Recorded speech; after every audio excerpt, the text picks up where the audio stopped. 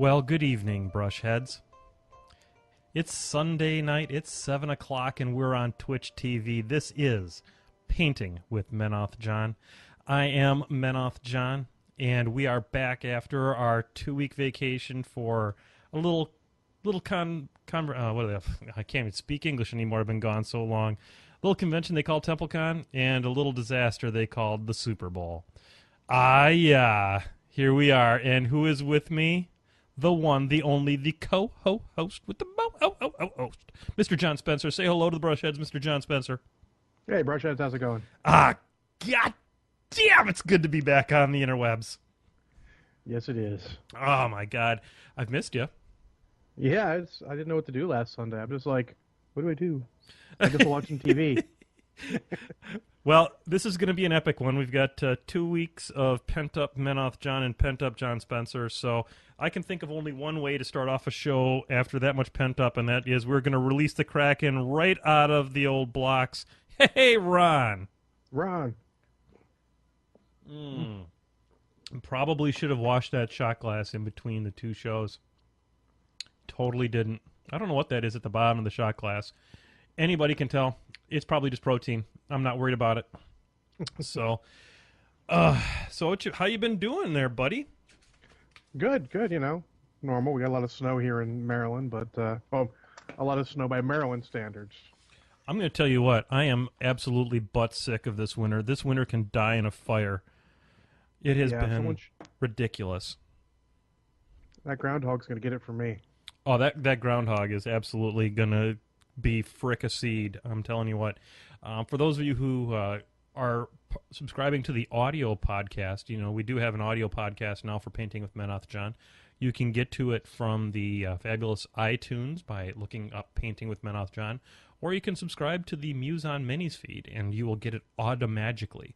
However, if you want the latest, fastest way to get the audio version of the Painting with MkII John podcast, which is really nothing more than just stripping the audio out of this show, you can subscribe to it on iTunes because I upload that one first. So we also have one little other piece of business we need to talk about right off the get-go, John, and I'll bet you could not possibly imagine what that might be. T-shirts? Yes, T-shirts.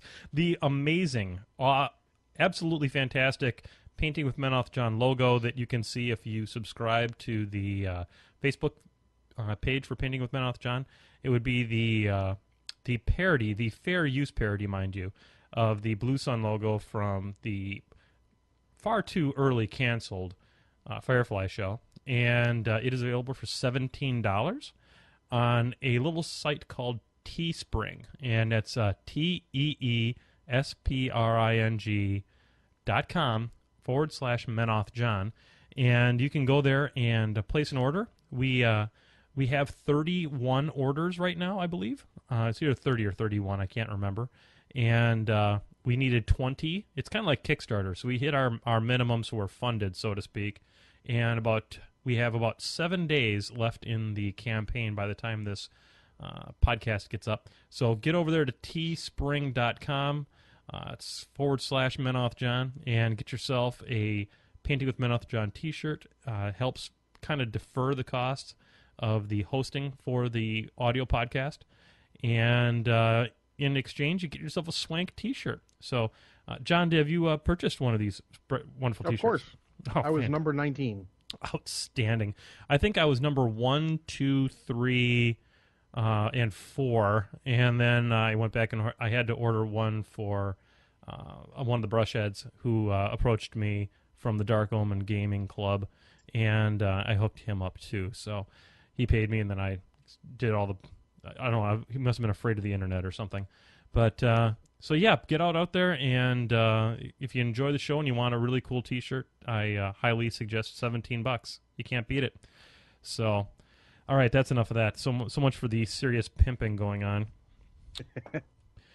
We have a few models to share with the Brushheads from 2 weeks ago. You'll remember the show was all about the house guard thing, not the Dester thing, the house guard thing, and here he is. He is, this is the one that was in red, if you'll remember, and I think he turned out pretty darn good. This one shows off my house guard steel armor theme that my house guard guys have, and he turned out pretty okay. Yeah, he looks good. I have another model I want to show off. This one was painted by legendary brushhead Gex the Lizard, and hopefully she's watching. This is a Mage Hunter assassin that she painted for me with a rainbow weapon. So this is going to be pretty epic. It's going to. She did an amazing job on this. Really a very pretty model with this faded rainbow on here. I am going to enjoy cutting some people's heads off with that. Let me tell you what, decapitation never looks so good as it does right here. So that's another model, and I very much appreciate. Thank you, Gex, legendary brushhead Gex the Lizard. I certainly appreciate that. And then the last thing that I've been kind of teasing a little bit is I was working on my Mage Hunter Infiltrators, and here's my Mage Hunter Infiltrators. They are more of a green scheme than my House Guard theme because they're Mage Hunters, and they turned out pretty good too. I did an interesting thing on the cloaks. It might be a little bit hard for the brush heads to see out there, John, but their cloaks are kind of two color. There's a lighter green up on top, and then I washed that green with a violet, the Dracini Violet from Citadel, and I was like, ooh, that looks kind of good, and so it gave a little bit more contrast. Also did the same thing on their masks. So pretty happy with how that turned out. Yeah, it looks good. So the question on the lips of everyone out there right now, John, is how are you doing on them Nis Hunters? I'm doing. They are almost entirely base coated. I've got some the arrows at the top of the quivers and some hair to do, and they will all be fully base coated. Then I can do some touch ups, and maybe eventually they'll earn some wash. You know, a model's on its way to greatness when they get the wash. Yeah, well, luckily I had a couple of locals help me out with paint schemes while I was trying to paint them at last week while everyone was at TempleCon, because that sucked up half of my locals too. Well, I'm glad you're making progress on those guys. The tonight's episode are going to be featuring a couple models that I'm doing for some brush heads. We've got from Cliff Hughes. This is the attendant priest that I lost a bet when the Green Bay Packers decided to roll over and play dead like a bunch of little bitches to the Detroit Lions. I could have gotten something useful out of it. Instead, I get to paint one of these damn things. So they are kind of clutch with people like Resnick and his mercenary force. So I'll be painting him tonight. And then for Charlie Holloway, very talented fella, I'm going to be painting a Janissa Stonetide. And what's interesting about the Janissa Stonetide, his trolls have a more darker brown skin to it. So I'm probably going to be starting off with maybe an Idrian Flesh for that, and then I'm going to wash it down with Agric's Earthshade. We had a loss in the family this week, John. I didn't tell you about it in the pre-show. And it's with a heavy heart that I had to throw away my last bottle of Devlin Mud. I know what that's like. So we need to have, I think, brush heads, we need to have a moment of silence for Devlin Mud. Okay, that's about all it deserves. And so I'm using the Agric's Earthshade. It's a nice substitute. I don't think the pigment balance is quite as good as Devlin Mud, but, it's what we got. If you can get the Army Painter stuff, one of their tones, I think it's their strong tone, something like that, is almost exactly the same as Devlin Mud. So that's Army Painter Strong Tone? I think it's strong tone. They have three. One's basically black, one's basically Devlin Mud, and one's basically lighter brown like Seraphim Sepia. Gosh, that makes me think of Strong Bow, the fabulous apple cider. So I'm going to have a little drink of New Glarus Spotted Cow now that you had it made me think of alcohol. And Bowie says Ron for Devlin Mud. Hey, Ron! Kind of yelled that right into the old microphone. So, sorry. don't be sorry, man. You're the co-host with the host. So, what we have here in front of us is not an attendant priest. It is, however, an errant seneschal, but it represents the color scheme that I'm going to be going after with the attendant priest. So, as you can see, I do quite a bit with the Rulic Gold as far as a lot of the medals and highlights and highlines and things like that. So that's where I'm going to start off with tonight's fabulousness. So I figured probably ought to start painting because this is ostensibly, allegedly, a painting podcast. Kind More of. or less. Yeah, more or less is right. So let's see. We did have a few things that we wanted to go over during bat rep portion, the first 30 minutes of the show. John, you have some deep thoughts for the Brushheads and I. I do. We've been doing a journeyman league at my local store, Drop Zone Games, and I've been playing Retribution as I have been for probably the past 6 to 8 months or so. And started with Ossian. He's not good at low points. Put that out of your mind. Start with someone else, anyone else. Gareth. Gareth is great at low points. He kills the world. Yeah, because nothing can stand in his way. Or Raven. Raven, so much fun. Especially when they put their first infantry unit out and you kill the whole thing. Like, this guy. It's awesome. But I've recently switched. Last week I dropped Ossian and put Assyria in. Added some riflemen and stuff. The new sexy. And she's been pretty good. The funny thing is I haven't yet played her against anything I would call a good matchup. Okay. I played her against Scorn with it had 2 Acuri, but that's not really the kind of shooting she shuts down with blinding light. Yep. But she was still pretty amazing. Was able to stay completely away from Xerxes. I mean, he got within 12 inches, and I would just leave because that's not what I want to be. No, I've heard that getting within 12 inches of Xerxes leads to short games. Yeah, I don't remember what his charge range is, but just to be safe, I'm like, that's 12, I'm out. But it worked well. She actually, her feat made the Manticore that I was stuck with, because our rules are you can only change one thing a week, so I was stuck with the Manticore. On her feat turn, his gun with 3 shots is actually pretty solid.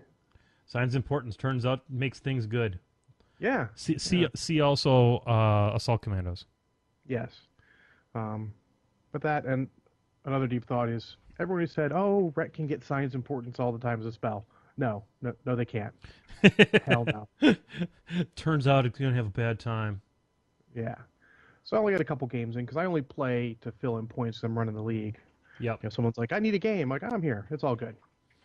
Cool. So this week I dropped that Manticore, and we were added 10 points, so I added a Hyperion, 18 points. Yay, Hyperion. And Hyperion really turns on her ancillary attack, that gun shot, especially on her feet turn, you're going to hit. And POW 18, so good. So did you get to live the dream of the critical consumption?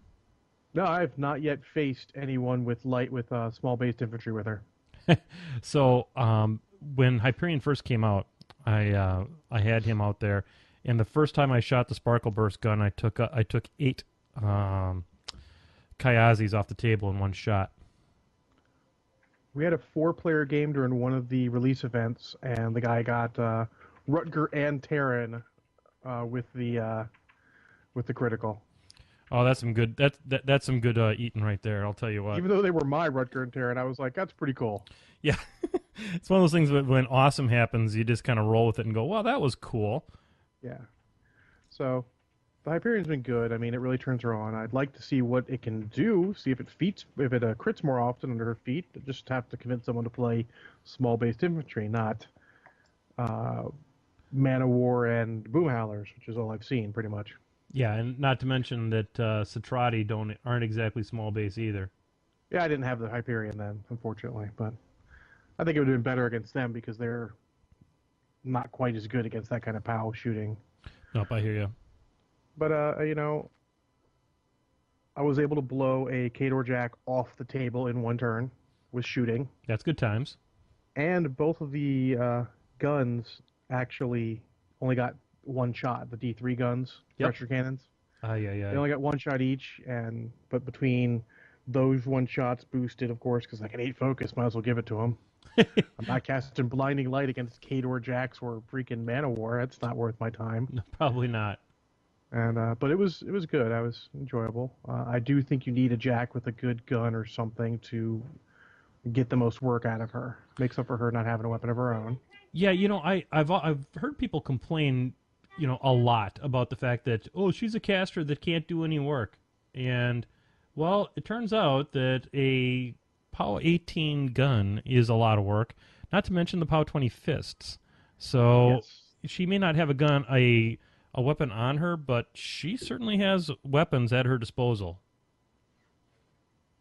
Indeed. And then my second biggest deep thought, aside from the fact that Syria's pretty good, I don't think she's quite that quote-unquote S tier they talk about, but she's pretty darn good. But my second thought is never, ever give up in a game. Nope, that's You great can make all the advice. mistakes you want. I had a guy who was playing against Siege. He decided he was going to blow me off the table, which he can do because armor 13, even camping 1 at that point, isn't much of a thing. I Nope. think I was camping 2, actually. So he goes forward, pops his feet, measures 14, and I point out, I'm like, I think your squire's out of 5, dude. He looks Whoops. and he gets a little upset because he's out of range now. He can't feed, but he's still got 2 shots, and he can easily kill me in 2 shots because he did remember Reinhold. So he goes and he shoots, and I'm like, well, I'm defense 18 because I'm on this hill. And he's suddenly, he has this guy in particular has a little Eeyore problem. He's a little mopey when things don't go his way. Yeah. But he didn't say anything at the time, so he takes a shot, misses. Would have missed anything. He rolled like 8 or something. And the second shot misses by 1. So he's just like, oh, I'm done. Game's over. I'm like, you're still Siege and you're camping like 4. Yeah. It's not like you're easy to kill. No, exactly. So that's the thing. Don't give up. Make them kill you. Make them roll every die. He did, and it was a close thing. My Mage Hunter assassin killed him by 1 point of damage. Yep. But After the Manicore went in and punched him a bunch, he's still a Warcaster, armor 21. It's not easy. oh yeah, Siege is no joke. And I mean that's such awesome advice because one of the things that I'm not a very good player, and anybody that played against me at TempleCon will certainly go, oh yeah, he's not that good. But one thing I have improved in my game over the last couple of years is that if I'm in a bad spot, I won't roll over dead. I'll just keep plugging. I'm just going to keep on trying. I'm going to keep on shooting for that scenario or maybe a long shot assassination if that's all I got left. But I'm going to keep on plugging and try to win the game. Yeah. Because turns out dice are a thing in this game, and dice happen. Yeah, they are. Like I said, I only barely killed Siege. If he'd lived, he would have had a good chance at me again. But that, and then if you're ever looking at an assassination run, make sure you know everything. He sort of apparently he complained a little bit to me about not knowing she was on a hill. I'm like, well, she's clearly on the hill. Yeah, I mean, it turns out that the model placement would define it's on a hill. And well, we used to use the house rule. If you're not fully on the hill, you're not on the hill. But Bowie and I have talked, and since that's not actually a thing anyone else anywhere uses, we stopped. Because we don't want to train people wrong. We agree that's probably the way it should be, but no one does it that way, so don't bother. The normal So convention that we use is you just declare, okay, toe on the hill, boom. I was significantly, I would say a good third of my base is on the hill. Oh yeah, well, So you're totally on the hill. He was upset about that and a little mopey for a while. Apparently, he flew out the day after, or 2 days after on a Monday, and was complaining to the buddy he had lunch or breakfast with before he left that, man, she wasn't on the hill. I didn't think she was on the hill. So the thing is, ask. If you're not sure, hey, she's right next to the hill. Is she on the hill?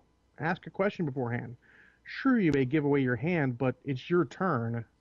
You've still got a chance. There's nothing they can do during your turn, pretty much, to stop you from shooting them to death if that's what you're going for.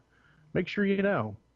Yeah, I mean, and also the other thing is, if it's the next day, this is Army men, guys. How about we just build bridges and get over things? You can agonize over your defeats, but agonize to yourself.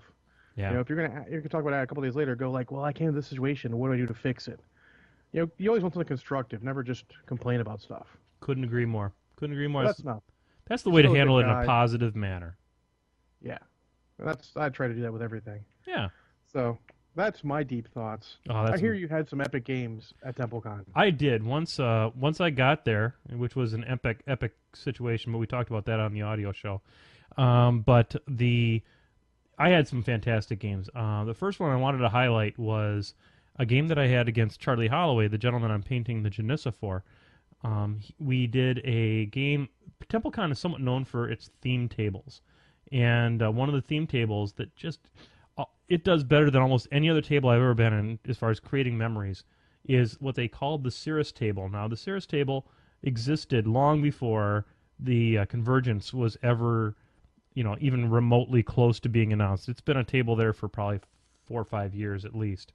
And the way that it's set up is it's got 2 tiers, and each tier is an octagon. So there's a big octagon on the bottom. It kind of looks like a wedding cake, and there's about a 4 inch, about a 4 inch sort of, I want to say, raceway around the top octagon, and in the middle of the top octagon is a stone. And the deal is that if the stone is in your Warcaster's control area during a maintenance phase, you can roll a d6, and you get that many extra focus that turn.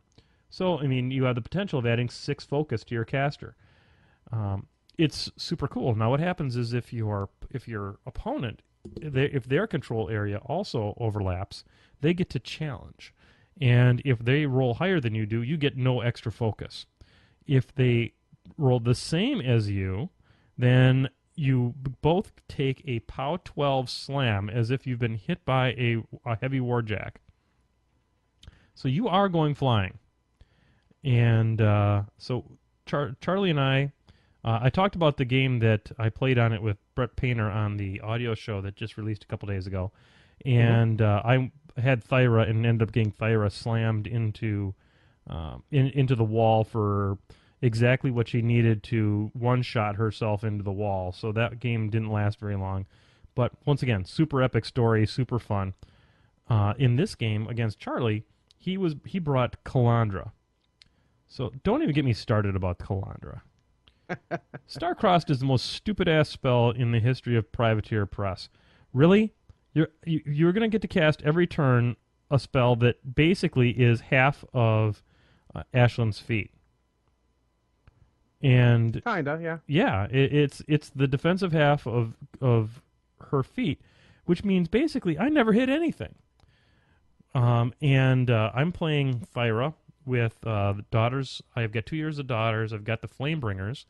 I've got the let's see what else I have in that list. I've got a full unit of Zealots, a full unit of Bastions with the Seneschal, a Choir, the Blood of Martyrs, and a Revenger because I need to be able to hot swap Silence of Death back and forth.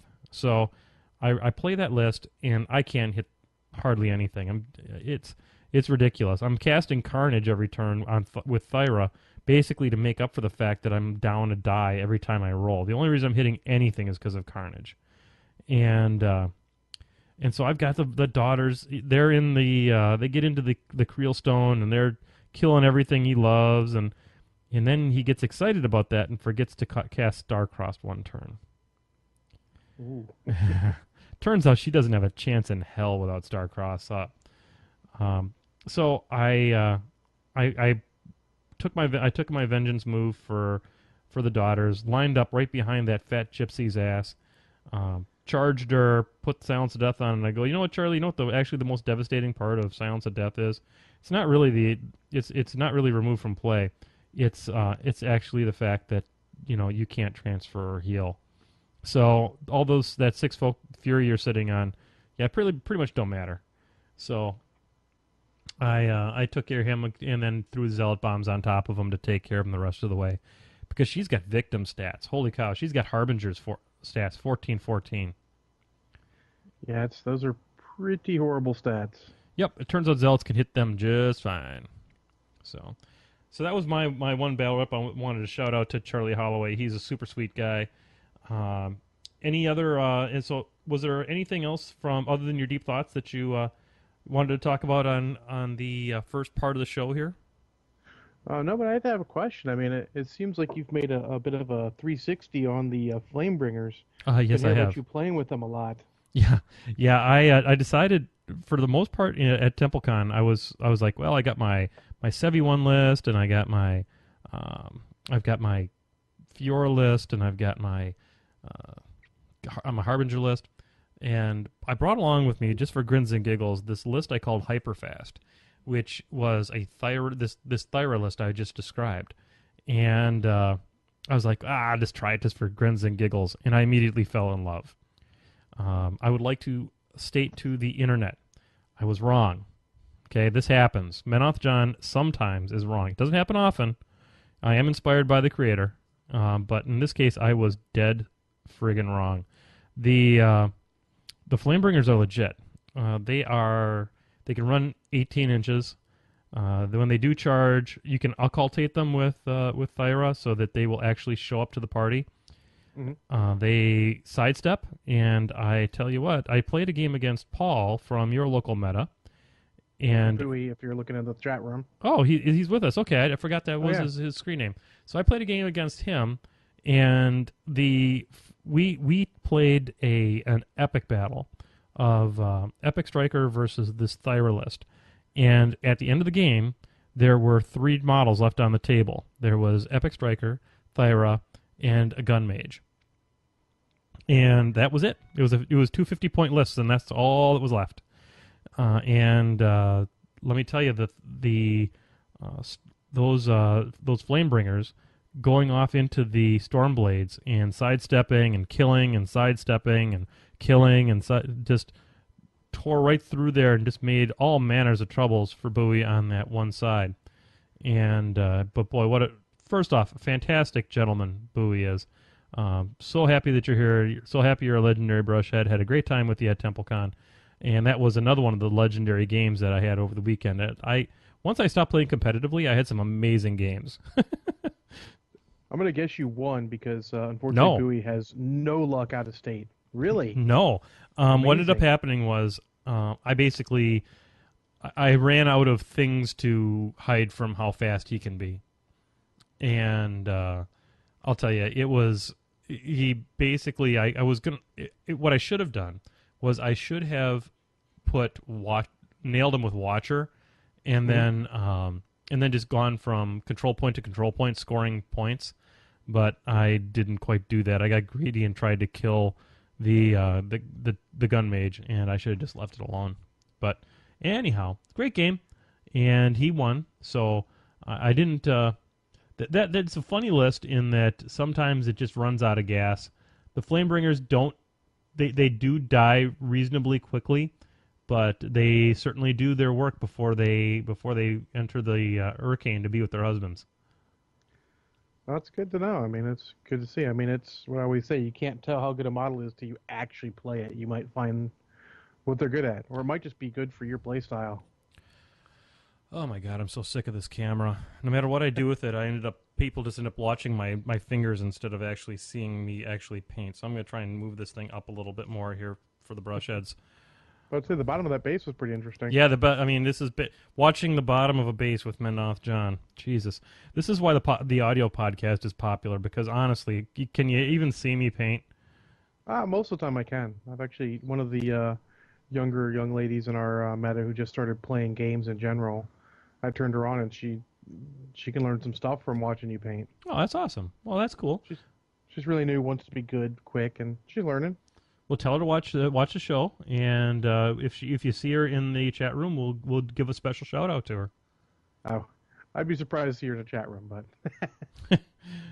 All right, so that's what we got. It is 7:28.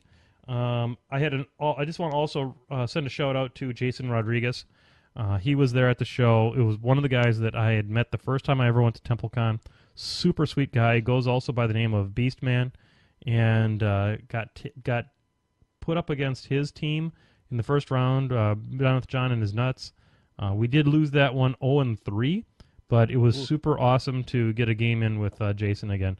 Oh yeah, we did. We went 0-3 the first one, and then I lost my second game, and Chris and Painter won their second game, but we decided Painter had the most ridiculous drawn-out game in the first round. We were all just mentally dead, so we said, the hell with it. We're not going to win this thing. Who are we kidding? You don't end up like Trevor and the Chantak guys, where they were apparently having a bad time of it after playing all those tournaments. Oh, they were grinding like nobody's business. That's just what they do is just insanity. I can't identify with it. Yeah. I'm turning this thing around and around. It's like, this is great painting television here, because I can't for the life of me figure out what to do with this clown next. So I'm just going to put him down and think a little bit more about Janissa Stonetide here in the second half of the Painting with Menoth John show. It's a little segment we call Flippity Bloop. Indeed. Let's see what we've got here for Flippity Bloops. I gotta get some cracking out here for this. Oh, yeah. Whew. Oh my god. I think I mixed my Kraken and Cherry Coke a little bit stronger than I like. Well, there you go. So now we got drunken John Spencer. Oh, not quite. Okay, you can work on that. I probably won't. But all right. Let's see here. So for those of you who got onto the Facebook there and put on Flippity Bloop, this one is for you. Hey, Ron. Ron. Now you can look at my hairy ass arm on the internet. That's awesome. Plus a shout out to the 2 people who managed to jump on the Muse on Minis forums and post. Well, I'll give you 3. Danny posted something, though it's not a question. Aw, Danny, we love you. We like you better than Brett Painter, actually. I just want you to know that. Yeah, Brett Painter doesn't troll me on Facebook. Our favorite troll, Mr. Danny Goodner. All right. Well, Papa Bear, who Hey, I think Papa is Bear. there in the chat room, asked, do you enjoy games where the terrain and character of the battlefield have a direct impact on the battle plan, or would you rather the terrain makes no impact on the battle and your plans are unchallenged? Now, that's a loaded question because Mr. Papa Bear is a world-famous terrain maker. One That's of what he the... says at the end. What's that? That's what he says at the end of it, as a terrain maker, that you know which way he goes. Yeah. I met Papa Bear at War Machine Weekend this year, and the terrain that Papa Bear makes is fantastic.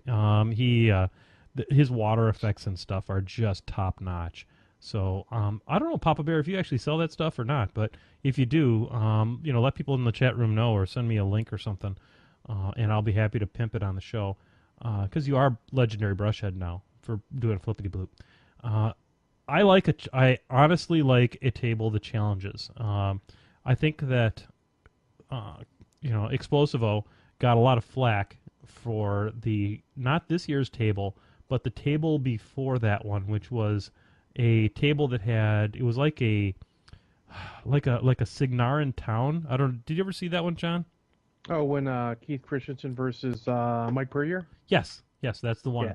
And he actually got a fair amount of criticism about it because it was very asymmetrical, and and it really entered into play. And from what I understand, and I wasn't there I was at the convention, but I don't remember hearing it exactly.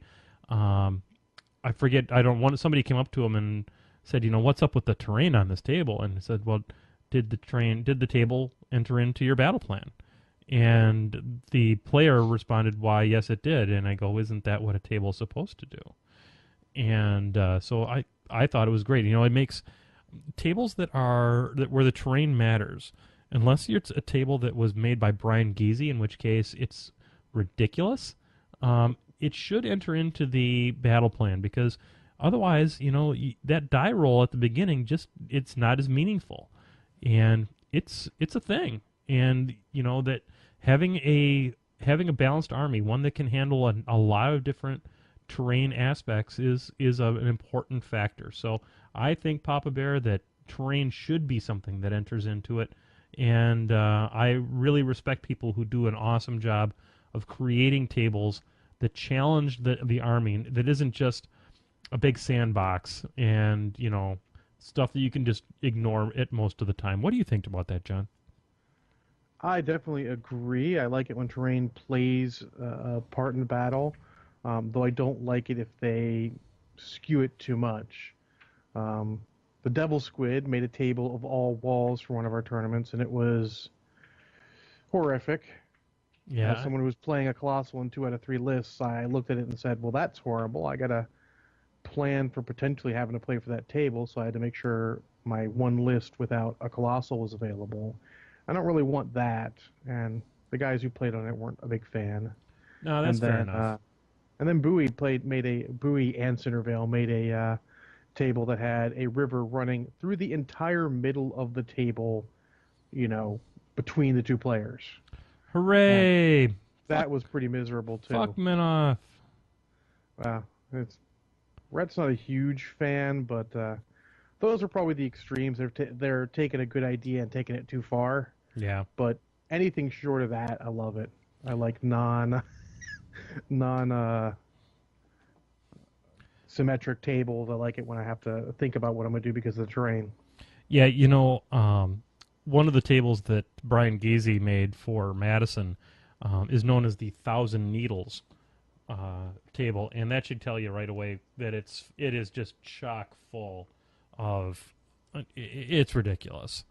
So I mean, I think terrain's good in moderation. Um, the wall table, Bowie goes the wall table. Yeah, you knew what I was Doom. talking He about. knows exactly what you're Yeah. talking about. So Flippity Bloop. Well, the Black Pumpkin on Muse site also had a question. He asked, "How do you feel about using the lesser used types of terrain, such as deep water elevation or elevation of 1 inch or greater?" So I'm gonna first off, deep water is I think if there was one thing I could reach into the pot of rules in Privateer Press and change, it would be the water rules. Right now, nobody plays deep water because deep water is straight up punitive. It's impassable terrain that can hurt you. They can take a model with 36 boxes potentially and just go whoop, there it goes. And I simply disagree with it, and it is not balanced between beasts and warjacks. And so I think and amphibious is just like nothing more than and this is a lot of this analysis is stuff that I've talked to Radiofan about, and Radiofan has talked about on Crippled System, and I really agree with them. It's just a strictly worse Pathfinder, Yep. and so if I really believe that Deepwater has almost no place in this game, and I don't remember all the fixes that Radiofan wanted. Sometimes Nate comes to the show. I don't think he's here tonight, but I don't see him. yeah, but because I believe Crippled System is not painting, but is recording right now. So that's probably why he's not here. Yeah, they're lost. Yeah, exactly. He could have espoused his views on it to yet another audience. So I think he did on the one where you had Major Tusk on. yeah. As a matter of fact, Jumped in the chat room. you're right. You're absolutely right. So as for other lesser known ones, I like trenches. I think trenches are cool. Yeah, trenches. Even just regular water doesn't see a lot of use. I'm trying to get the store to get some regular water. I'd like to see a lot of that. I like water. The elevation one is weird because I don't think too many people know how the rules for that work. Yeah, falling rules are almost never used, so most people are not practiced up on them, so they don't get done right. And people, I mean, if people really follow those rules, man, falling's bad. You're gonna have a bad time. So aside from the occasional theme table, I don't usually want to see too much of those. Yep, I hear you. So there you have it, folks. There's our take on underused amounts of terrain. We like terrain that comes into play. We don't like terrain that's stupid. Flippity bloop. All right. Next is from Facebook. Jason Belsha asks, "What is the matchup you never want to see across the table from you? Specifically, which caster rustles your jimmies something fierce?" The entire faction of Crix and the entire faction of Legion. No. To answer the question more seriously, boy, Epic Denny makes me want to die.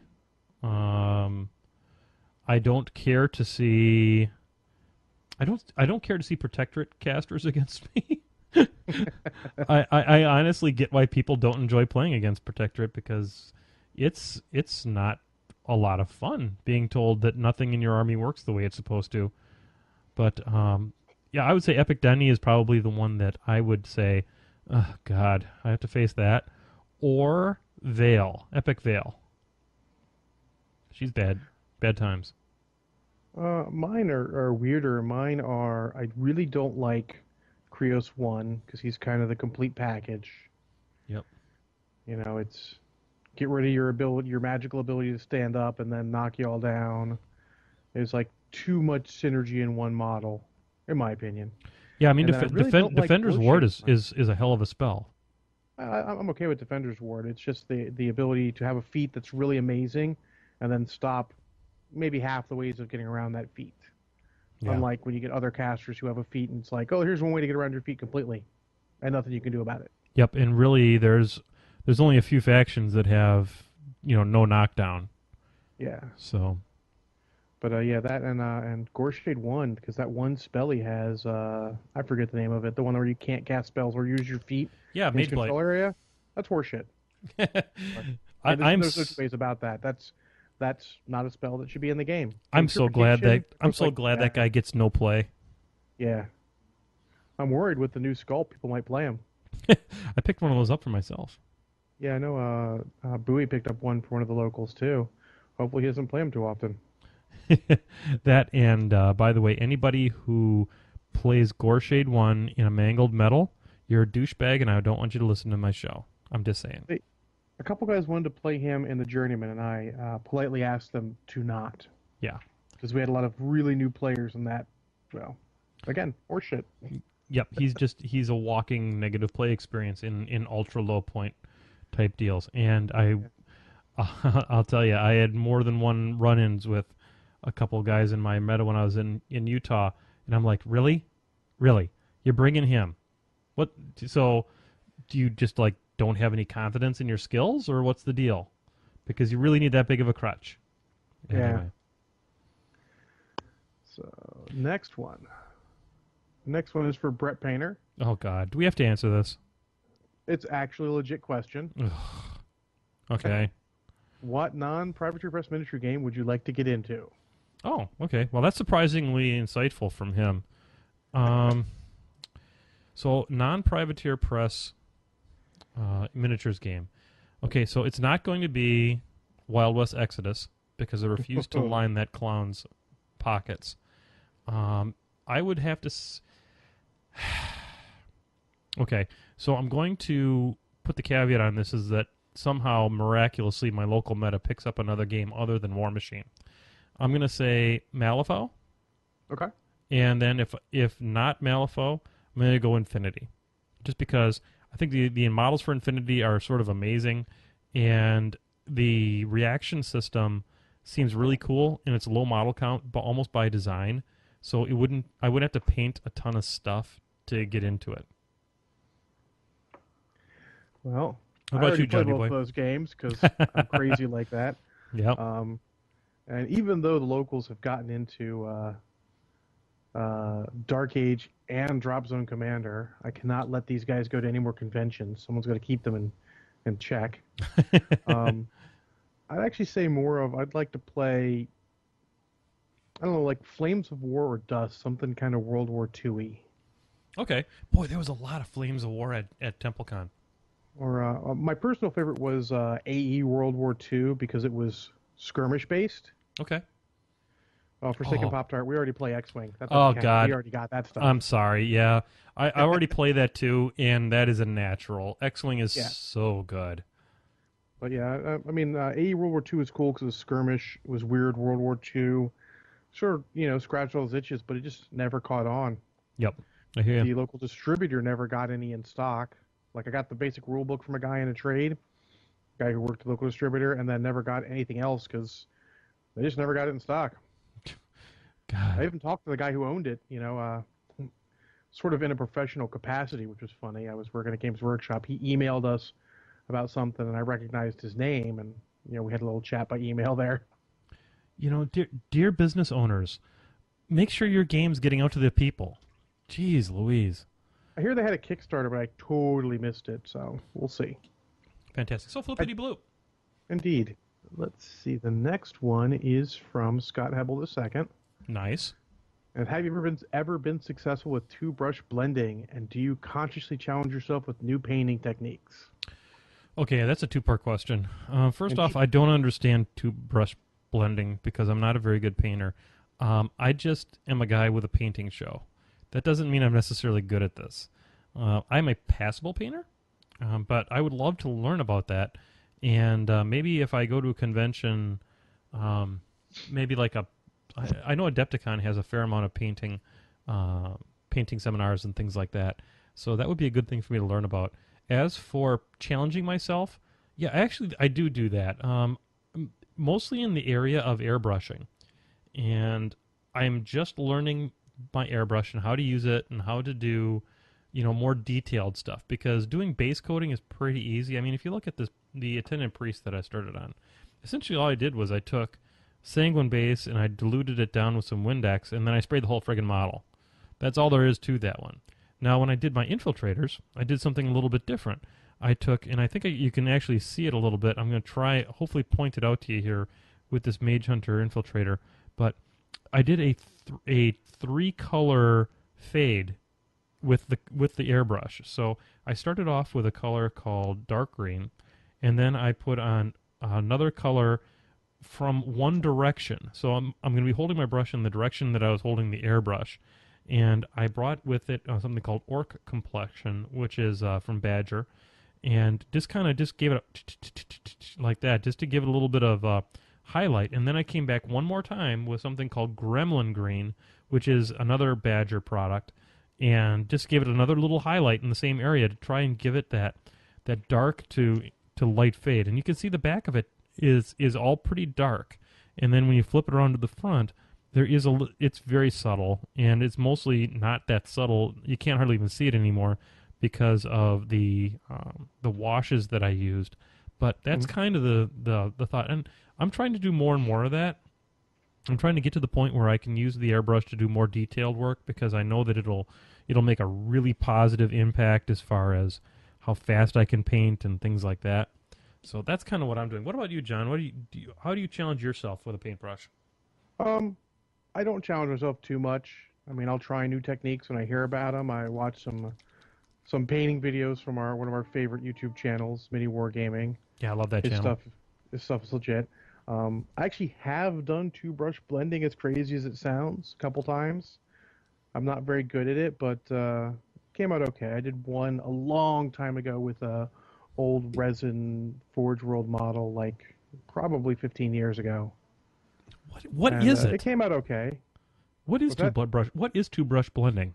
It's basically when you have 2 brushes, one with each color, and you use it to keep the paint wet, so you sort of draw them into each other and get that sort of effect from one color to the other more naturally, rather than the hard difference between them. Okay, maybe I'll have to look at some YouTube. I'm guaranteeing there's some YouTube videos out there of how to do it. I'll take a look at it. And maybe I can try it.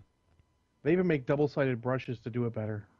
Okay, I know that Games and Gears has those brushes, and I actually bought one when I was at TempleCon. I bought because I was looking for a new dry brush, but it's a 3 kind of a flat tip, and then it's got a 4 of a more rounded tip. So I'm just using that though, but because Sam's a good guy, and I wanted to buy a paintbrush from him. So, but I'll have to take a look at it. Maybe I can demonstrate it on the show. You never know. I'm going to try and do a special here coming up for painting with Menoth John, where I try to do some airbrushing. So hopefully I'll be able to get that on, and we'll be able to take a look at it. Now, we haven't had a technical glitch yet today. So, John Spencer, are you back? I'm back. We had an internet glitch. I think it was on my part. Okay, well, I'm glad that you're back, but we did have our technical glitch now, so I think we're doing fine here on Painting with Menoth John. Hopefully. Absolutely. So, Flippity Bloop. Flippity Bloop. Next is going to be the one you're looking forward to. Your thoughts on Resnick 2 spoilers. Oh, my God. Let me start this one. It looks good. Not broken. Seems good. There you go. Deep in-depth thought. That's our segment, Deep Thoughts with John Spencer today. I am going to go into a little bit more depth. I'm going to read you the spoiler as I know it. I got this from a reliable source. This source he's a religious man. I don't think he would lie. He did play Legion, however, so I can only take that as a besmirchment of his integrity. But so I'm going to read you the spoilers right now, and I'm going to try not to. I'm going to try not to soil my clothing while I do this, because or gush over long. He's pretty good. So he is Focus 7. Yes, right. He kicked him up from Focus 6 to Focus 7. which keep that in mind that he is on a 5-inch base, or whatever, 120 millimeters, whatever that metric shit's all about. So that means he reaches out from his center a good solid 16 plus inches. He is defense 13, armor 17. So he dropped a defense because he got onto a horse. He's math 7, and he is power strength 13. So he went down 1 on his power strength, but he still has reach, but he gained flame burst, which is the ability that I'm going to put Janissa down because I'm getting a little verschmecked here, and I want to make sure I don't drop her and hurt her.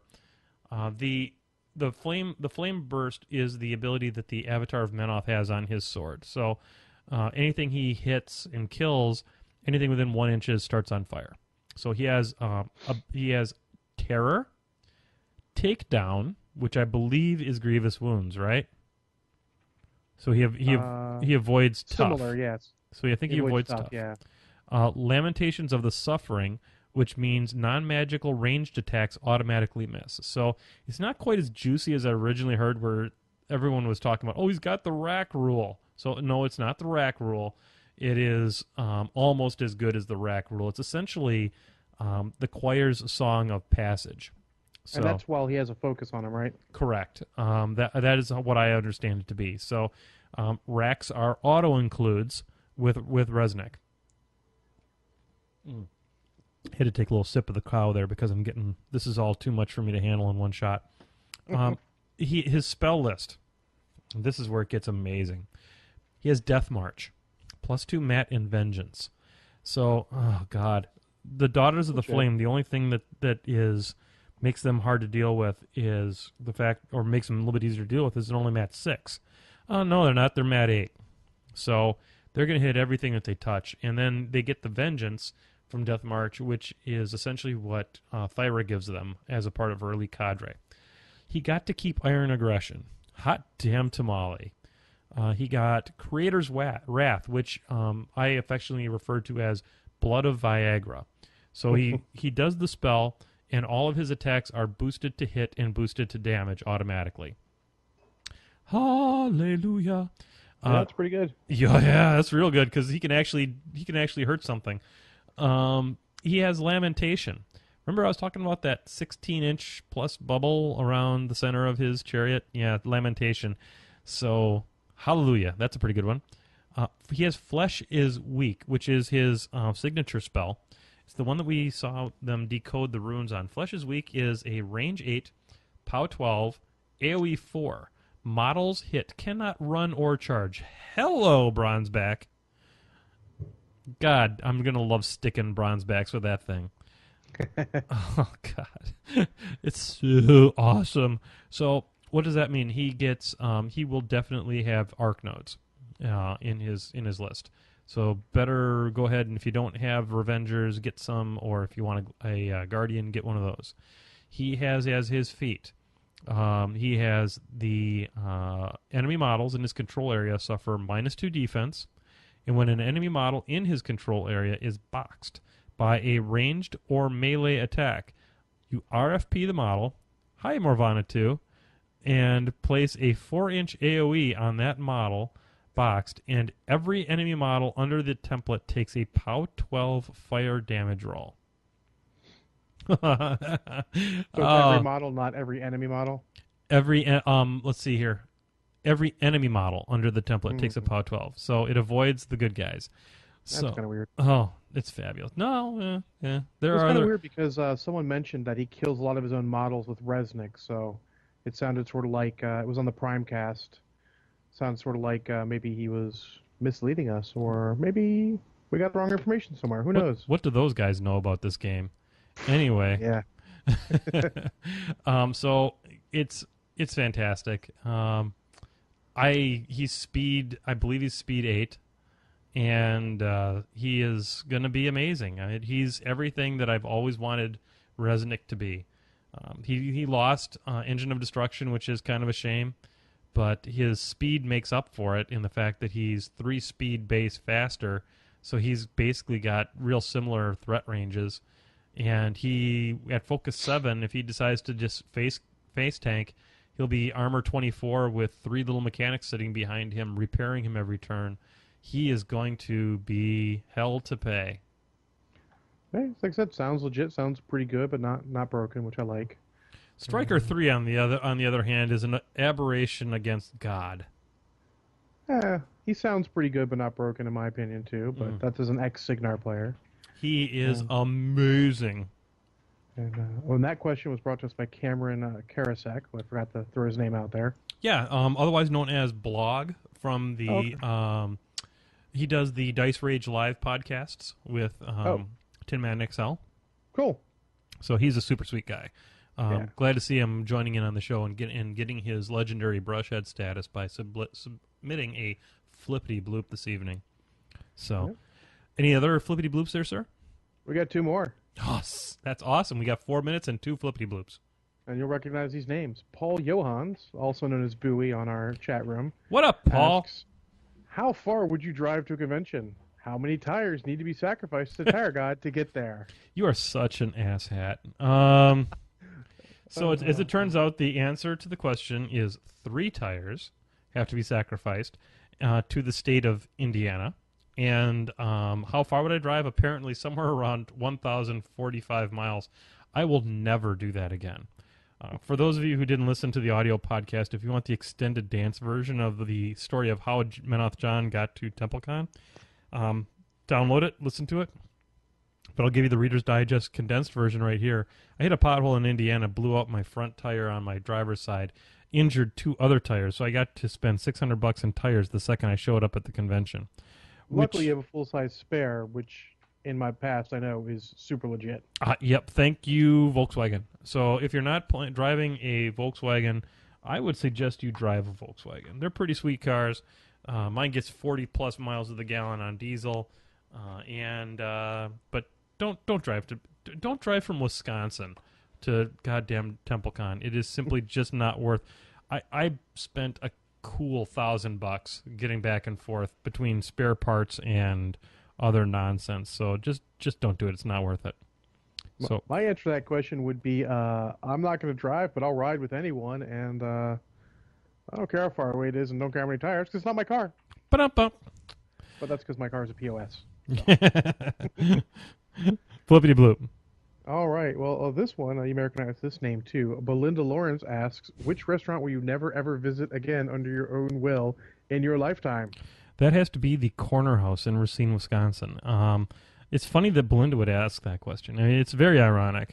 As I was at her apartment earlier today when she typed that one in, we went on our Valentine's Day date last night and decided to go to a restaurant in Racine where we had both gone for prom.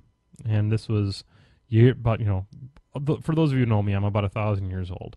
And she had gone on her prom to the Corner House, and I had gone to this place too, famous for its prime rib. And so we got there, and we had 6:30 reservations. 7 o'clock rolls around, and they're running behind, whatever. And 7 o'clock rolls around, nothing. 7:15, I'm like, okay, I'm going up, I'm checking. They had bypassed us. Oh. Somehow they thought we weren't there. And I said, really? Because we had 6:30 and you're seating 7 o'clock. And then they said, well, you can wait a little longer and we'll put you in the regular restaurant, or you can get a booth in the bar. So we go like, all right, we're all over the booth in the bar. Got it. And we get there, and then nobody comes to take our order. And I have to ask the server to get could you find out who our server is and, possibly help us get some service here? And they went ahead and did that eventually. And so we ended up in, long story short, we were there until 9 for a 6:30 reservation. And the food was okay, was really pretty good. It's kind of what we had hoped it would be. And but I will not. The owner came over and tried to buy us off with a free glass of wine. At the end of the day, they should have comped our whole meal for how terrible they did. And the owner came back and asked me, so will we see you here again? And I said, there's probably no chance in hell that I will ever set foot in this restaurant again, because even after you came and tried to you had a talk with the servers and you tried to make things come correct. They just didn't respond at all. So, sucks to be you. I'm surprised you're still in business, actually. And so we will never go there again. Belinda is far too good of a woman to subject to a restaurant that bad ever again. I tried, but never again. Flippity goddamn bloop. Well, that was the last one. Oh, actually, for Season Pop-Tart threw one last-minute one in I don't know if we'll have time for. But he wants to say, do you care to speculate on a Resnick 2 theme force? I'll make time for that one because it's Forsaken Pop-Tart, and I didn't get a chance to see him at TempleCon this year, and I did miss him. I will. I'm gonna say that he is going to have bastions in his theme force, and he is going to have He's going to allow for FA 3 at least on there, and let's see what else is he going to have. He's going to non-character warjacks, but he'll get He'll get the Scourge of Heresy. And let's see, because that's his pet jack. And then as far as tier bonuses in the theme force, I'm going to say that he will get, let's see, Speed 4 jacks for 1 point less. And he will get... Pathfinder on turn 1, probably? He'll get something useless. I'm going to say, Pathfinder on turn 1. Or stealth on one. Useful. I don't like stealth. That's not really his bag. No. Pathfinder on turn 1 I could see. Yep. That's not horrible for Menoth Jacks. I don't think he'll get the second set of racks that his first one had. Just because I don't think that they'll repeat it. But boy, would that be tasty. Oh my god, that would be tasty. I find 3s generally enough when I play against people. Yeah, except what's going to be sweet is that with Resnick 2, you've got a good reason to have that second set of racks because you're going to want to pull the racks to get the free focus for the whole, hey, you can't shoot anything. Yeah, fair enough. So anyway, Flippity Bloop. I think that was a very good one, John. We had a good Flippity Bloop. Yeah. So now we're into... Media. The media section. So that means that I've got to get another shot of Kraken out. Boom, there we go. By the way, guys, if you don't watch, if you don't watch Glove and Boots on YouTube, you're doing it wrong. There was a new one that came out today with Johnny T, which is a toad that speaks in a grammar. Oh my God, internet grammar. It was the best ever. So after the show, get over to Glove and Boots and watch them because they're as good as it gets. All right, so for Glove and Boots and Forsaken Pop-Tart and... what the hell happened? Holy cow, I lost I lost everything now. Well, this is some good stuff going on here. Go online. You're offline. Go online. Uh-oh. Something really bad happened.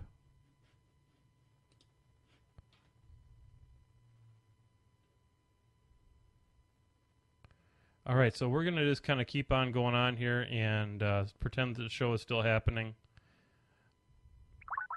All right, so that was crazy.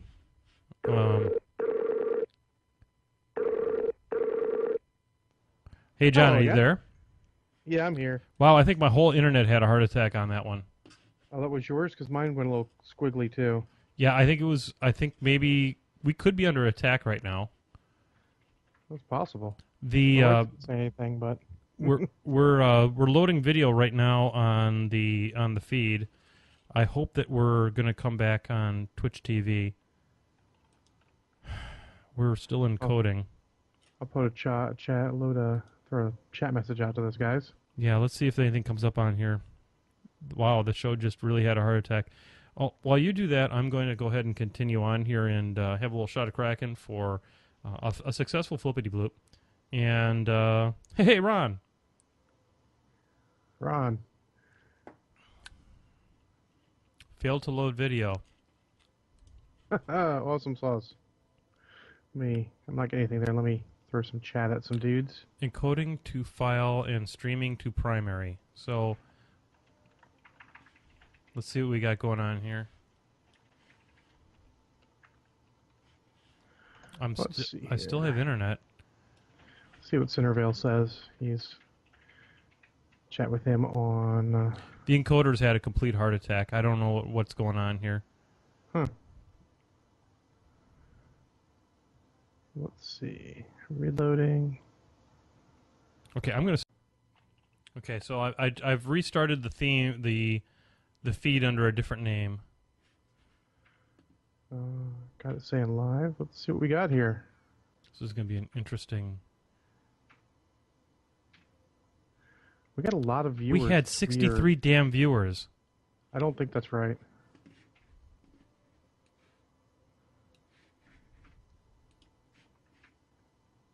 Wow, this is going to take some editing and post production for the audio. Ruh-roh. Let's see. Yeah, I think the viewers thing is wrong. Okay, I'm feeding again. Yep, I got it too. I don't know what happened. So. Anyway, here. Well, welcome back, ladies and gentlemen. Welcome back to Painting with MkII John. Apparently, the internet had a complete meltdown and heart attack. So I don't know how I'm going to patch this all together, but I'm going to try in post production. Try to turn into something that is semi-coherent at least. So. Yep, not. I'm just waiting for the. Okay, so here we are. We got Forsaken Pop-Tart and Bowie. It seems like we're at least okay there. Okay, so welcome back to Painting with MkII John. We had a technical glitch that I don't even know what happened because my encoder stopped working, and so I'm going to end up having to release this as a 2-part episode, and so that'll make everybody on Muse on Minis really super happy, and then I'm going to have to stitch it all together in Audacity for the audio part of that, which is going to make me super happy. But anyway, so back to the show. We are in the third portion of it, the third half hour, which is actually kind of fortuitous that it happened when it did because it ends up being pretty easy to find where it went to hell. So anyway, I was saluting Forsaken Pop-Tart, so here's to you. Hey, Ron. Ron. Now I'm empty. All right, so we have some media to talk about. Indeed, we do. You want to start, or you want me to start? I will start. I'm going to start with the Lego Movie. Oh my God, ZOMG! What an amazing movie. I went and took on Valentine's Day. Belinda and I went to to see the Lego Movie with Signar Jake and Lich Lord Charlie, and you know I had seen the previews. I had heard that people were raving about it and all that kind of good stuff. I had very low expectations, to be honest. I thought it was going to be good. My ex-wife had said that she had taken Lich Lord Charlie already to it, and that it was amazing, and that we were going to love it, and that I should take Charlie again to see it. And I was not let down. It is the best movie I have seen this year, and actually in several years. Pixar, move over. There's a new sheriff in town. It was so perfect. The jokes that they made. There's gonna be a few spoilers, but not many. But I just want to highlight how clever this thing is. They get Morgan Freeman to do the voice of a blind wizard on this thing, and he makes. God, I don't want to give that as a spoiler, but his lines are so amazingly perfect. It's incredible. The culture references. They have Batman as a main character, and he just does it great. Have you seen the movie yet, John? No, I have not. But I've seen some previews. I heard a couple reviews too. I have a. All right, so this is unusual. Okay, we don't usually do for the MkII John movie club. We don't usually do movies that are in the theater. I command all of the brushheads to go see the Lego Movie. If you have not seen the Lego Movie, get out and go see the Lego Movie. It is, without question, the movie of the year. If you don't go see it, you're going to hate yourself. And people around you are going to hate you. People are going to stop having good personal relationships with you if you don't go see the Lego Movie. This movie is -3 shots of Kraken. -3. Yeah, absolutely. Well, you're going to have to give me 2 weeks to watch it because I've got extra games scheduled this week, so I don't have as much time off. I want to talk about this movie so much you can't even possibly imagine. But I'm not I'll going see to if I can spoil. make it, and I also want to see with my wife. So I'm not going to spoil this movie for people. It is perfect. It is perfect in every way. So it is. I highly recommend it. -3 shots of Kraken. That's some serious medicine right there. I'm just saying. and 5 out of 5, everything is awesome. That's right. Oh, everything is awesome. Everything is cool when you work as a team. Everything is awesome. Yeah, it's fantastic. I'm so excited about it. I've already finished my Kraken for this entire segment, so I'm gonna get some more. So, it's people think it's a children's movie. It's not. It's an everybody movie. It is so good. There's a character that is a Lego kitty with a unicorn horn has been put on, because that's what a kid's gonna do. They're gonna take a kitty and they're gonna stick a damn unicorn horn on it, and it's gonna become Unikitty. And it was amazing. Oh God, I'm gonna see it again. I'm going to South Carolina. I'm actually headed to Raleigh. Well, no, is Raleigh in North Carolina or South Carolina? North Carolina. North Carolina. I'm going to Raleigh, North Carolina. Yeah, public school education paying off again. And I'm gonna go see it again because it's amazing. And I know I'm gonna see 5 or 6 things that I didn't see the first time, but are absolutely funnier than hell. I can't stress the great job that Will Ferrell does in this movie, the great job that Morgan Freeman does in this movie. I don't know who it is that does the voice of Unikitty, but she sounds just like Bubbles from the Powerpuff Girls, and it couldn't be more perfect. It's amazing. Okay, I've gushed for a while. What do you have for us, John? Well, I actually have quite a bit since I've had a couple weeks to catch up with stuff here, but I actually saw a new movie as well. What'd you see? I braved on Wednesday night the eve of snowpocalypse here in in Maryland to see RoboCop with my buddy the Jason. RoboCop. What? I'll buy that for $1. I have happy memories. They said it once. They said that once. They did, huh? Yeah, it was enjoyable. I enjoyed the heck out of it. It wasn't, earth-shatteringly amazing. And if you're too beholden to the original, you're gonna not like parts of it because it's not the original. It has a similar but different social commentary to make, and still has good action. And something I don't say too often, but it makes the PG-13 rating and does it without being obvious that it's just going for PG-13. So all right. Well, I will tell you that Nathan from the Crippled System podcast would like to fight you. That's fine.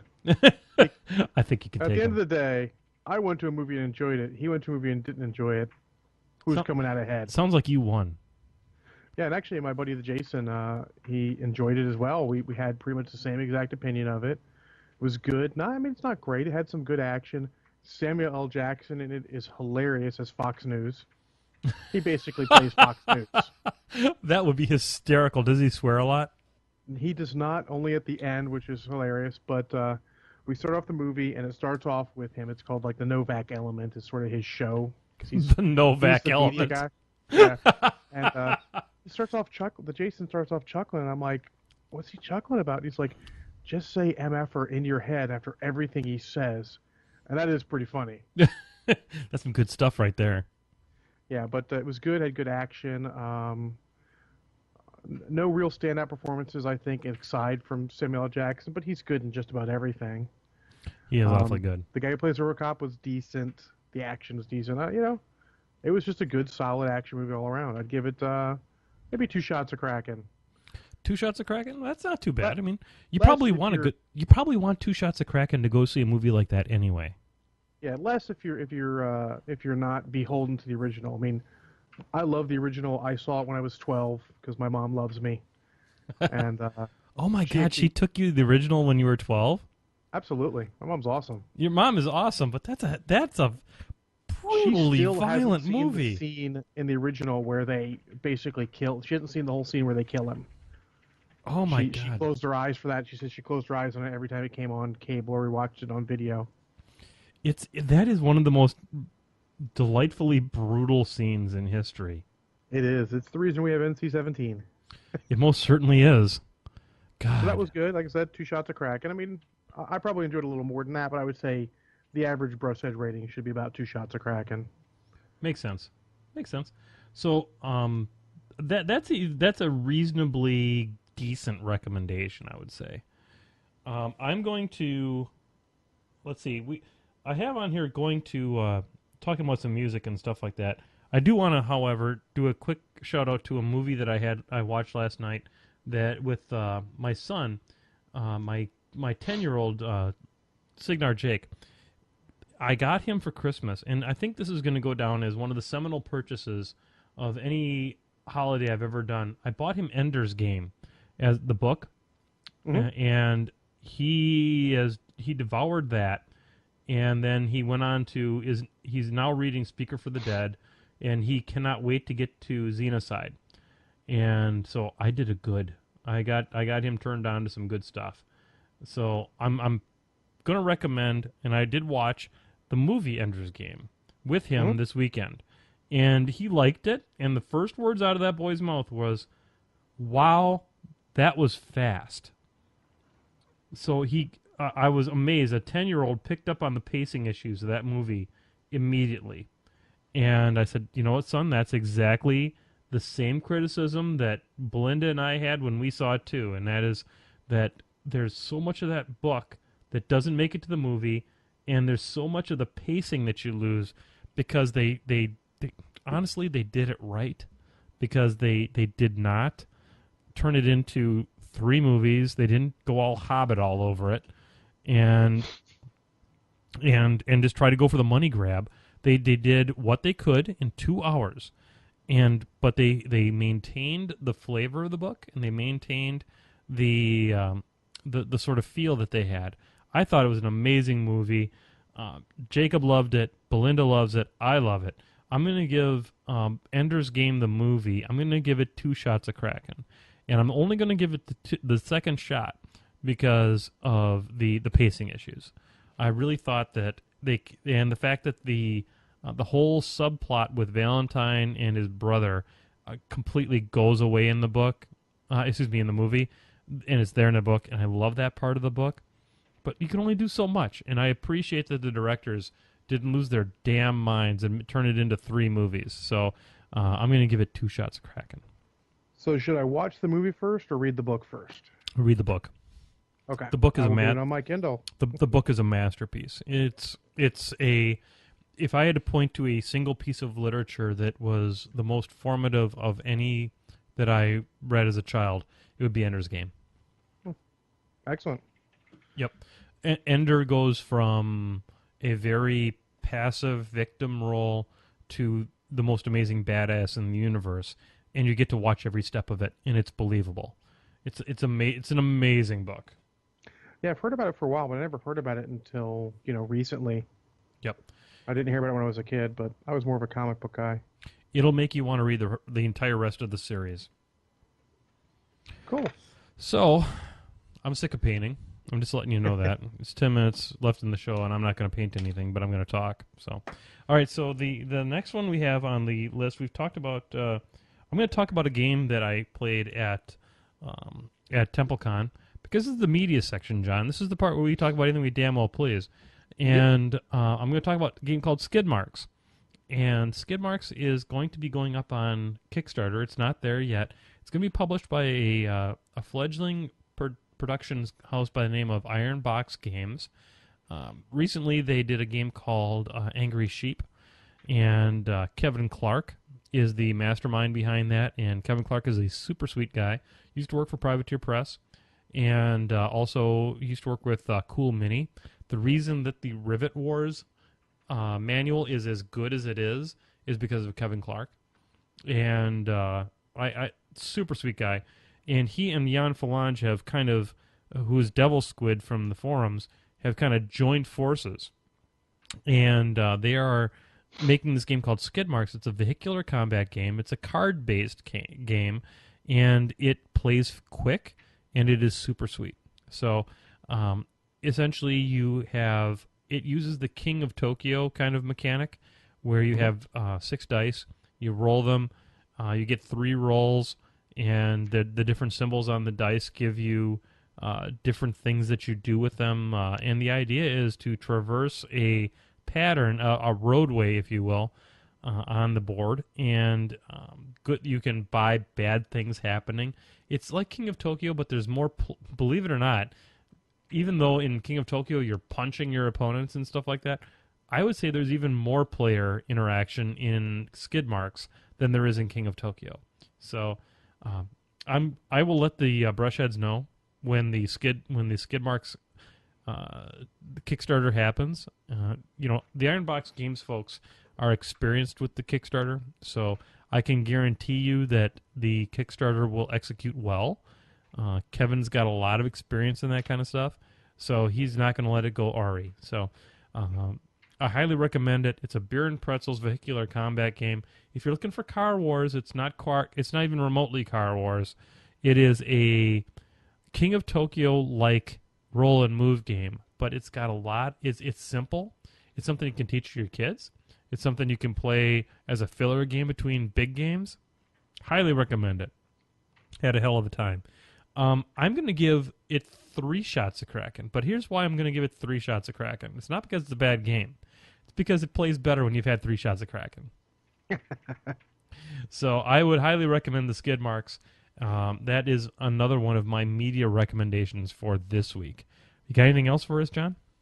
Well, I got 2 more things, I think. During the so-called Super Bowl, that was not very super. Oh my God, that game was bad. Like most of us, I turned it off. I was at my girlfriend's brother's house, and they are super sweet. I love them to death. I have lucked into an amazing family with my girlfriend. I can tell you that right now. But the only thing that made it watchable was the fact that I was amongst great people, because the look on Peyton Manning's face when that ball went flying past his head, although that was precious, that's not the makings of a good Super Bowl. No, it's not. But I got sick of it at a certain point. The point that I got sick of it isn't important. So I jumped on Amazon Prime. I'm like, what am I going to watch? I'm like, oh, here's Justified. People have been talking about that. I wanted to see it when it came out, but missed it. I'll start watching that. And I was hooked from episode 1. So give me a very brief plot, sort of a feel for what Justified is. I mean, I know it's kind of a sheriff kind of a thing, but kind of a cop show. But I don't think it's the run of the mill. It's definitely not. It's Timothy Oliphant, who I was never a huge fan of. I never saw him anything that made me say this guy's great. Plays a born and raised in Kentucky U.S. Marshal. He starts off in Florida, but then due to his particular way of handling things, gets transferred back to Kentucky, or transferred to Kentucky, which he left. And a lot of him doing U.S. Marshal things, picking up prisoners, going after people with warrants, shooting people, because he's sort of a cowboy. I'm a cowboy. He goes around with a cowboy hat most of the time, which is impressive in the first episode. And this isn't giving anything away. It's the first bit of the first episode.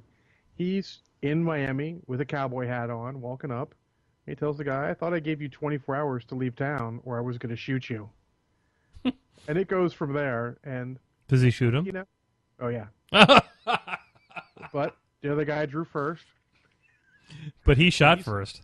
And he's like a quick draw guy. You don't F with him. It's very good. It's not your standard police procedural.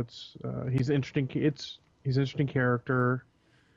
Like I said, I enjoyed it. I got to the first season in 13 episodes in the past 2 weeks or so. So since that Super Bowl Sunday, so that's pretty good. That's awesome. Season 2. I've been enjoying the heck out of it. I will give it. You know what? I don't think this one should be rated on Shots of Kraken, because it's a Kentucky show. It should be rated on Shots of Kentucky Bourbon, and honestly, it's as many as you want. As many shots of Maker's Mark as you can fit down your neck. Absolutely. And but it's very good.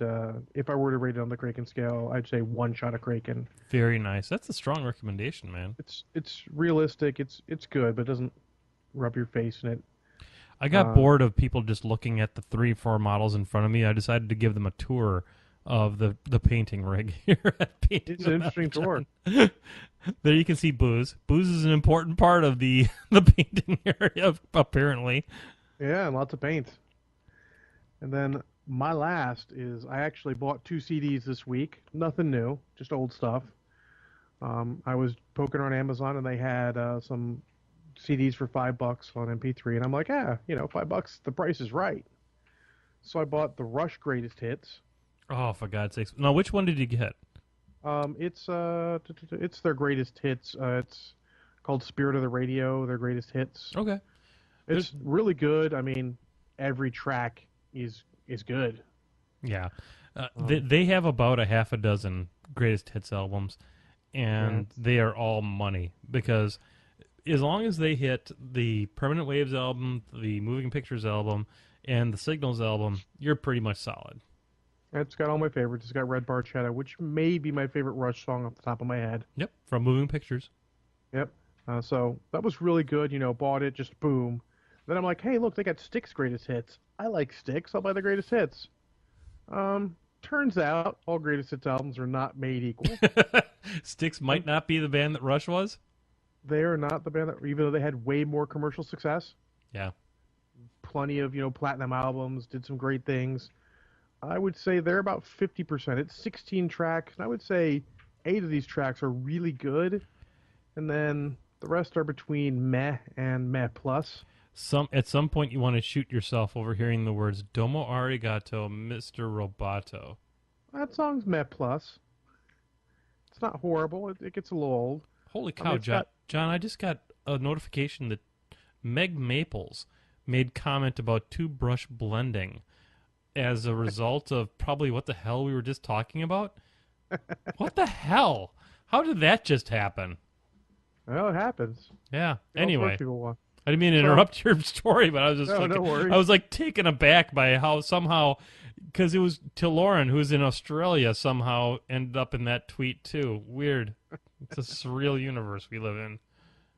Anyway. So, it was pretty good, but what I took from it is maybe you should read the track list because 8 good tracks for $5, not a bad deal. Already owned 2 of them. 7 for $5, still not a horrible deal, but maybe not something I would have spent money on right away. Hear you there. I hear you there. And the other thing is, Rush is a spread better than Styx. Sorry, back to life. I will support that viewpoint. There was a point that let's see, it ended about the time that, where did I stop collecting Rush albums? Although I just got Clockwork Angels not that long ago. Right around Counterparts, I stopped buying every Rush album that ever came out. But I had everything from their first album up until Counterparts, which, I mean, there's a lot of albums in between there. And they're an amazing band. I listened to them a lot. They got a lot of radio airplay around locally. One of my buddies growing up was a huge fan of Rush. Not that they ever let me borrow any of the CDs, which is probably why I don't have any of these. But, I enjoyed the heck out of them and finally decided seeing it for greatest hits for $5. I'm in. Yep. I highly support that. They're a fun band. They did a lot of really cool stuff. If you want some damn good rock and roll, I would highly recommend Rush. They especially 2112, then Moving Pictures, Permanent Waves, and Signals are amazing. Just pick up Spirit of the Radio, their greatest hits. If you like that, you could probably go back and check anything they've got. Yeah, that's sage advice. John, it's that time. It is. It's that time. Oh, my God. An hour and a half has slipped away again on us. Here comes the music. At least today it felt like it was a real Sunday. We can't go away for 2 weeks again. Hopefully not. I need to have a talk with the TempleCon folks that make sure that they don't have TempleCon unless it's on the weekend that is the Super Bowl, because that's how it's always been. And then we would only lose 1 week. But we are definitely going to be taking the Super Bowl weekend off from now on. But hey, you know what? That's 51 weeks away. And between now and then, there's going to be a lot of painting with MkII John. I want to thank all of the brush heads who stuck with us through that. It has to be the worst technical glitch we've had so far, where I had to restart the whole damn show. I don't know how this is going to work out when I actually try to edit it. But I want to thank you, Mr. John Spencer, the co-host. And it's been a great Sunday night with all the brush heads. We had a lot to say tonight. We're going to have a lot to say next week. I want to remind you that T-shirts are available on the old Teespring. That's teespring.com/MkII John. And go out there and get your T-shirts. They're only going to be up for another week, so this may be your last chance to get them. So, $17. So, on behalf of John Spencer, on behalf of all the legendary brush heads, I wish you all good night.